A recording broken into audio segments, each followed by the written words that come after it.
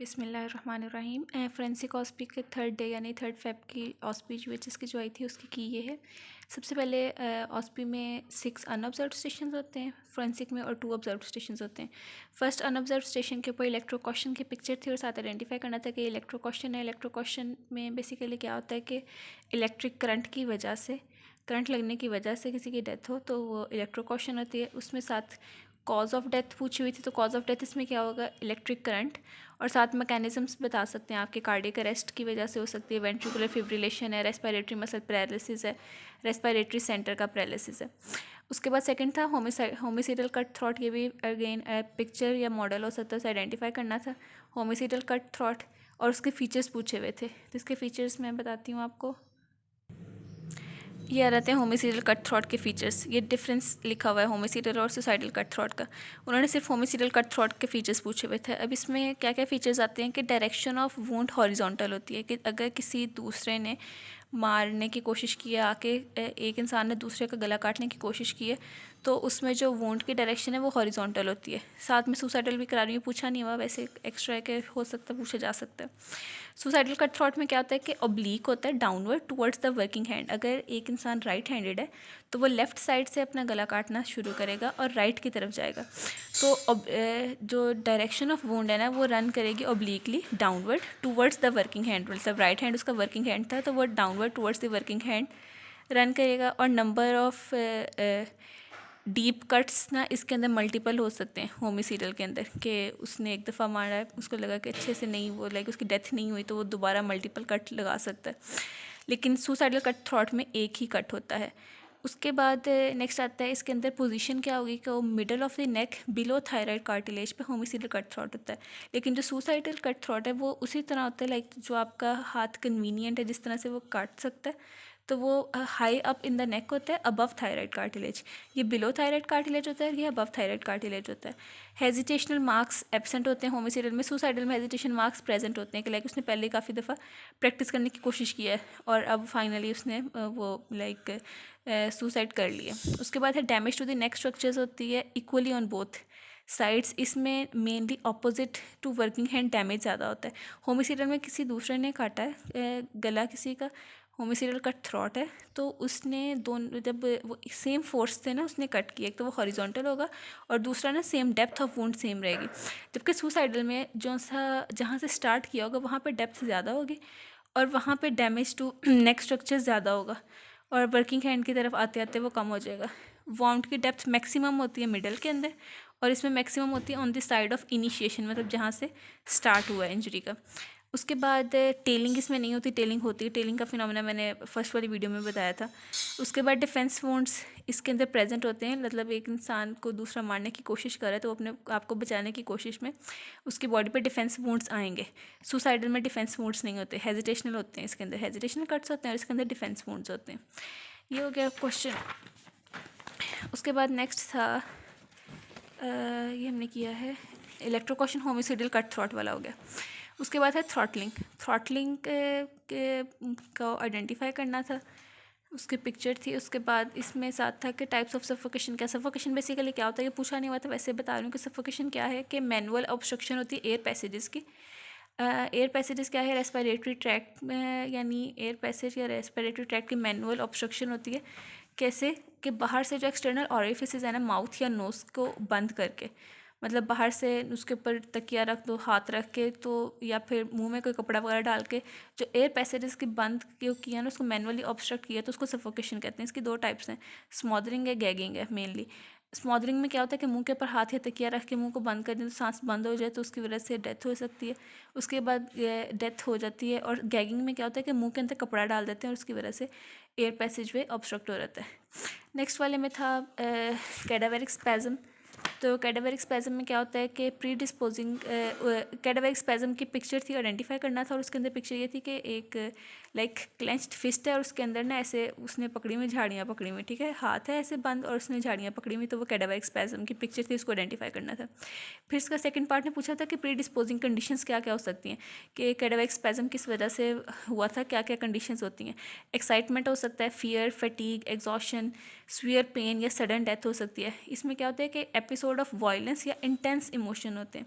Violent या intense emotions होते हैं तो वो जब अभी वो डेड बॉडी लाइक वो इंसान आलम वो क्या कहते हैं निज़ा के आलम में होता है ना कि वो मरने वाला तो उसकी जान निकल रही थी, तो उसको उस टाइम पे उसको कोई वायलेंस या कोई इंटेंस इमोशंस फेस करते, जैसे एक्साइटमेंट इंटेंस हो गई, फियर, फटीग वगैरह या स्वीयर पेन, तो उसमें क्या होगा कि वो जो डेड बॉडी है ना, वो जो अर्ली रिलैक्सेशन फेज़ होता है ना उससे नहीं गुजरती, वो फ़ौरन ही अकड़ जाती है, रिगर मॉर्टिस उसको हो जाती है।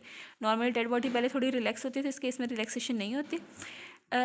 तो क्या होता है कि जो डेड बॉडी है ना वो टाइटली ग्रिप कर लेती है या तो वेपन को या कोई डिफेंस ऑब्जेक्ट है, अगर उसको कोई मारा था तो किसी डिफेंस ऑब्जेक्ट को ग्रैस्प कर लेगी, या फिर इन्वायरमेंटल या सराउंडिंग ऑब्जेक्ट जैसे ग्रास वगैरह। उसके अंदर भी ऐसे एक क्लेंच्ड फिस्ट है, उसके अंदर घास पकड़ी हुई है इंसान ने, लाइक सिर्फ हाथ नज़र आ रहा है। उसके बाद कैमल आरबीसीज है, उसके फीचर्स और आइडेंटिफिकेशन ये मैंने फर्स्ट वाली वीडियो में बता दिया कि ओवल नज़र आते हैं, उसके अंदर न्यूक्लियस नहीं होता, तो ये दोनों फीचर्स लिख देने और उसकी आइडेंटिफिकेशन कर दी, वहाँ पे डिटेल से बताया था डिफरेंस के साथ, तो वहाँ से देख लेंगे।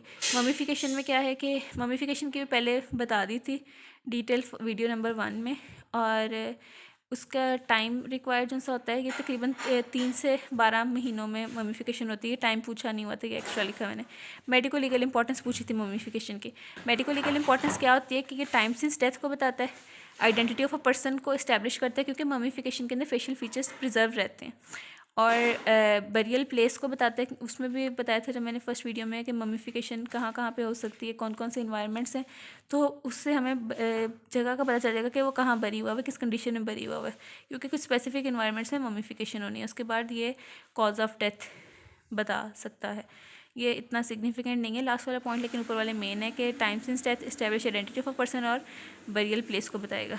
ये बरियल प्लेस में मैंने क्या बताया कि ड्राई और ना हॉट कंडीशन हो, लाइक सहरा वगैरह, और शैलो ग्रेव हो, ह्यूमिडिटी ना हो, तो उस जगह पे होती है ममीफिकेशन।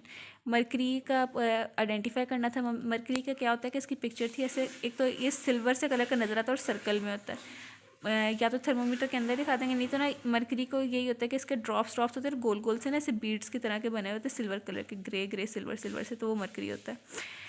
अब इसकी फेटल डोज पूछी हुई थी। इसकी फेटल डोज होती है 3 to 5 ग्रेन्स या 1 to 2 ग्राम्स, और इसमें पूछा था कि ये डिले इसकी डेथ डिले की होती है। तो मरकरी ना एक क्रॉनिक पॉइजन है, इसकी क्रॉनिक पॉइजनिंग ही कॉमन है, ये मोस्टली ना इंडस्ट्रीज़ वगैरह में, ग्लास इंडस्ट्रीज़ वगैरह में, या फिर वो जो फिंगर प्रिंटिंग था, पुलिस फिंगर प्रिंटिंग, तो इस कुछ इंडस्ट्रीज़ में यूज़ होती है। वहाँ पे जो से होते हैं उनके वर्कर्स, उनसे एक्सपोजर की वजह से, क्रॉनिक एक्सपोजर की वजह से उनकी बॉडी में एक्यूमुलेट होने लग रहा था, और उसकी क्रॉनिक पॉइजनिंग होती है। इसकी ऐसे जो से ना एक्यूट पॉइजनिंग हो सकती है, लेकिन इसकी क्रॉनिक पॉइजनिंग ज़्यादा कॉमन है।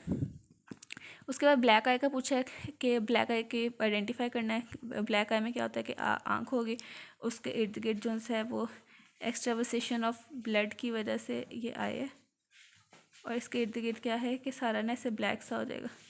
बेसिकली इसके नीचे वाले एरिया पे होता है, ये ऊपर आईलेट आ गया तो नीचे वाले एरिया यहाँ पे सारे ना, और इस तरफ करके उस ऊपर भी नीचे भी सारा ये ब्लैक आई हो जाएगी, तो इसको बोलते हैं ब्लैक आई। इसमें मैकेनिज्म ऑफ डेवलपमेंट पूछा था कि मैकेनिज्म ऑफ डेवलपमेंट क्या होता है कि फेस पे या हेड पे कोई इंजरी हो तो वो ब्लड जो है ना वो सारा पूल अप कर लेता है आई की सराउंडिंग एरिया में, तो उसको हम कहते हैं ब्लैक आई। उसमें बॉडी फ्लूइड्स और जो ब्लड वगैरह है ना वो स्पेस अराउंड दी आई में एक्यूमुलेट हो जाएगा।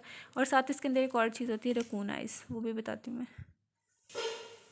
ये वाला पॉइंट आ जाएगा कि ब्लैक आई में क्या होता है, एकाइमोसिस होती है जिसमें डिस्कलरेशन होती है skin resulting from bleeding underneath typically caused bye bruising. या तो एक तो डायरेक्ट ब्लो टू द आई, मतलब डायरेक्ट आंख पे चोट लगी है तो उसके इर्द गिर्द के जो वेसल्स हैं उससे एक्स्ट्रावसेशन ऑफ ब्लड हो गई है, ब्लीडिंग हो गई है, वो खून वहाँ जम गया, या फिर फेस पे और स्कैल्प पे कहीं पर भी चोट लगी तो वहाँ का भी जो है ना हेड पे या फेस पे चोट लगेगी तो उसका भी आई के गिर्द ना पूल अप हो जाता होता है। अब blow to the eye, nose and forehead, nose लिख दिया इधर, नोज लिखना, eye, nose and forehead. A certain type of head injury called a basilar fracture causes both eyes to swell and be black. Basilar fracture की वजह से दोनों eyes की swelling हो रहती है, दोनों ब्लैक हो जाते हैं। इस कंडीशन को हम टिपिकली कहते हैं raccoon eyes. Surgical procedure to lift the face या नोज़ लिफ्ट सर्जरी वगैरह के अंदर भी ब्लैक आई हो सकती है। तो किस कंडीशन में बेसिलर फ्रैक्चर के अंदर दोनों आइज़ की स्वेलिंग हो जाएंगी, दोनों ब्लैक हो जाएंगे, उस कंडीशन को हम कहते हैं रकून आइज़। नेक्स्ट हो गया है, ये वाला भी हो गया, ब्लैक आई भी हो गया। अब उसके अलावा ये थे 6 टोटल अनऑब्जर्व स्टेशंस।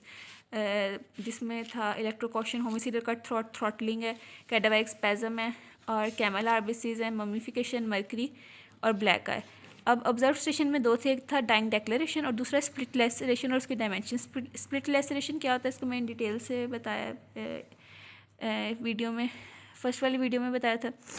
उसके बाद सेकंड वाली में भी इसका बताया था शायद, वहाँ पे वो एब्रेगन का और लेसरेशन का डिफरेंस है, स्प्लिट लेसरेशन का और दूसरा इनसाइज वुंड का और स्प्लिट लेसरेशन का, सॉरी इनसाइज वुंड और स्प्लिट लेसरेशन का डिफरेंस था।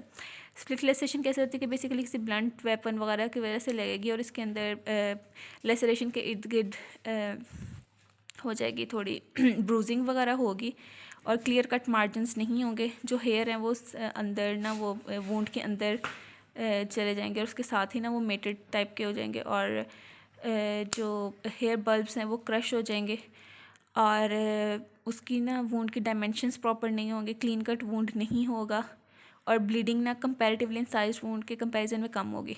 अब उसकी डायमेंशंस हैं कि उसको हमने मेजर कैसे करना होता है। जो स्प्लिट लेसरेशन है ना, उसको हमने मेजर ऐसे करना होता है कि उसकी लेंथ लेनी होती है head to toe at the longest point.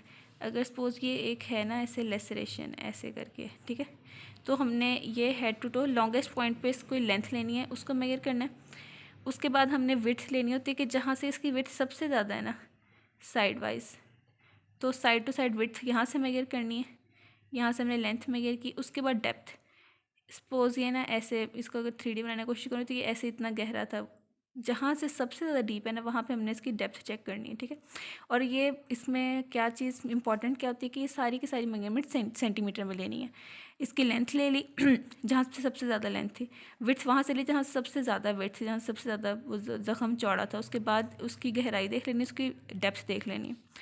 Surface area of wound कैसे फाइंड करना है कि जो लेंथ आ गई मल्टीप्लाई बाय विड्थ, विड्थ कौन सी हमने ली है जहाँ पे सबसे ज़्यादा वाइड था वुंड, तो length into width surface area आ जाएगी।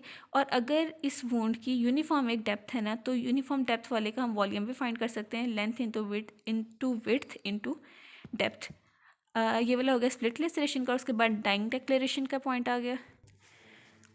अच्छा, दो चीज़ें होती हैं, एक डाइंग डेक्लेरेशन होती है और एक डाइंग डेपोजिशन होती है। डाइंग डेक्लेरेशन को ऐसे मैंने पहले जो वॉइस नोट्स सेंड किए मैं ग्रुप्स में उनमें याद करवाया था कि डाइंग डेक्लेरेशन से याद कर लें कि एक मरने वाला आदमी है, डाइंग यानी वो मर रहा है और वो डिक्लेयर कर रहा है, खुद ऐलान कर रहा है कि मैं मर रहा हूँ, तो उसको हम कहते हैं डाइंग डेक्लेरेशन। तो इसमें क्या होता है कि ओथ ऐसा सच ज़रूरी नहीं है, जो इंसान मर रहा है वो खुद ही बता रहा है ना, वो अपनी लाइफ स्टोरी वगैरह बता रहा है, अपना वो बता रहा है, तो वो डिक्लेयर कर रहा है खुद के मैं मर रहा हूँ और उसके रीज़न उसने बताने कि उसके साथ क्या हुआ था। तो इसमें ओथ ज़रूरी नहीं होता है, इसको कोई भी क्रेडिबल पर्सन, डॉक्टर या पुलिस ऑफिसर ले सकता है। और ये इस डाइंग डेक्लेरेशन में एक्यूज्ड का होना ज़रूरी नहीं है, मतलब जिस पे वो मरने वाला आदमी इल्ज़ाम लगा रहा है उसका वहाँ मौजूद होना ज़रूरी नहीं है। और इसमें केस केस जो सा लाजमी क्रिमिनल होना चाहिए, मतलब कोई क्रिमिनल एक्ट इन्वॉल्व हो उसके अंदर, लाइक किसी ने कोई क्राइम सीन हुआ हो तो उसका केस हो। और जो डाइंग डेपोजिशन है उसमें क्रिमिनल केस होना ज़रूरी नहीं, मतलब जायदाद का या कोई भी सिविल केस भी हो सकता है इसके अंदर death of victim is imminent, कि ये पता हो पक्का कि वो जो विक्टिम है ना वो मर रहा है। उसके बाद it is a statement of dying person in his own words and nothing else. ये इसको फर्स्ट पे भी लेके जा सकते हैं डेफिनेशन को, कि ये सिर्फ और सिर्फ एक मरने वाले बंदे की स्टेटमेंट होती है, उसके अपने अल्फाज में और कुछ भी नहीं। It should be read over to him and may और may not be signed by him. इसका क्या है कि उसको पढ़ के सुनानी है और वो साइन करे या ना करे इसका कोई इतना ज़रूरी नहीं है। After recording it must be sealed and send to the magistrate. उसको रिकॉर्ड करने के बाद इसको सील करके मजिस्ट्रेट को भेजना है और ये तब ही वैलिड होगी जब उस पर्सन की डेथ हो जाएगी। जो डाइंग डेपोजिशन होती है इसमें पूछा नहीं है, वैसे बता रही हूँ मैं। डाइंग डेपोजिशन में ओथ ज़रूरी होता है, इसमें ओथ ज़रूरी नहीं था।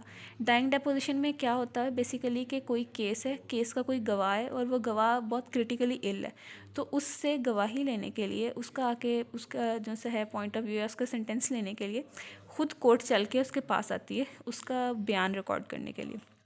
तो इसमें जज ऑफ द कोर्ट ही इसको रिकॉर्ड कर सकता है, इसमें कोई भी पुलिस या डॉक्टर रिकॉर्ड कर सकता था। इसमें एक्यूज्ड का होना ज़रूरी है, जिस पे इल्ज़ाम लग गया है उस मुजरिम का, उस मुलजिम का बेसिकली होना ज़रूरी है। ये किसी भी केस में रिकॉर्ड की जा सकती है, सिविल या क्रिमिनल। इसको सिर्फ क्रिमिनल केस में करना था। विक्टिम क्रिटिकली इल होता है, इसीलिए वो खुद अदालत के पास नहीं जा सकता, तो अदालत खुद उसके पास आ जाती है। It is a statement of dying person and cross examination by the accused. Dying person के स्टेटमेंट और साथ क्रॉस एग्जामिनेशन एक्यूज़ करता है उसका। क्रॉस एग्जामिनेशन मतलब कि वो उस एक्यूज़ से भी क्वेश्चनिंग करके उसकी क्रॉस एग्जामिनेशन होती है। जैसे हम steps of collection of evidence में करते हैं ना, तो वो क्रॉस एग्जामिनेशन इसमें होती है। सिग्नेचर ऑफ डाइंग पर्सन ज़रूरी है इसमें। All recordings are made by the जज हिमसेल्फ। जज खुद आकर इसमें सारी रिकॉर्डिंग्स करता है, और इसमें रिकॉर्डिंग डॉक्टर या पुलिस ने करनी थी और बाद में मजिस्ट्रेट को भेजनी है। और ये तब ही वैलिड होता है जब कोई पर्सन, ये तब भी वैलिड रहता है अगर कोई वो पर्सन जो सा था जो क्रिटिकल इल था ना, वो बाद में ठीक भी हो गया, तो ये वैलिड रहेगा। और ये सिर्फ और सिर्फ उस इंसान के मरने के बाद वैलिड होता है। तो ये डाइंग डिक्लेरेशन, डाइंग डेपोजिशन था उधर। शायद इसका प्रोसीजर ही पूछा हुआ था, तो प्रोसीजर में सारा बता देना है। डेफिनेशन भी इसमें अंदर आती है कि डाइंग डिक्लेरेशन क्या है, डाइंग डिक्लेरेशन रिकॉर्ड कैसे करनी है, क्या क्या होना चाहिए, क्या क्या नेसेसिटीज़ हैं उसकी, तो ये सारा डाइंग डिक्लेरेशन में आ गया। और अगर वो पूछ लें डाइंग डेपोजिशन, तो ये सारी चीज़ें इसमें आ जाएंगी। तो दैट वाज ऑल अबाउट ऑस्पी। और कैस्पर डिक्टम की थी, इसमें सिर्फ एक पिक्चर वो मैंने वैसे बता दिया कि एक आदमी था, उसका क्लेंच्ड फिस्ट थी, उसके अंदर वो झाड़ियाँ पकड़ी हुई थी। तो ऐसे उसको अपलोड करने की ज़रूरत नहीं है। इसमें कोई कन्फ्यूजन हो तो आप पूछ सकते हैं।